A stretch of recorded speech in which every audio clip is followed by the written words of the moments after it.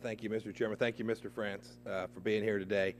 I've heard two different, we've got this bill. I think it's a good bill, trying to make sure that we don't have anything like Solyndra. I've heard two different descriptions of the problem. Mr. France, you cite the problem as inadequate foresight, not enough data. If you had to do again, you'd do it differently. You might not make the loan, you might not do the subordination. That's one identification of the problem. The second one I've heard from folks on both sides here today is we just need a few more processes and procedures, and gosh, we won't ever end up here today. I think those are both wrong. The government's got no business having either the Section 1705 or Section 1703 program in the first instance. The very problem, Mr. France, and you're stuck here testifying today, is it's inevitable that there'll be loans go bad. It's absolutely, I came from the private sector, it's absolutely inevitable. That's why the government shouldn't be in this business in the first instance, because we will always want to second guess.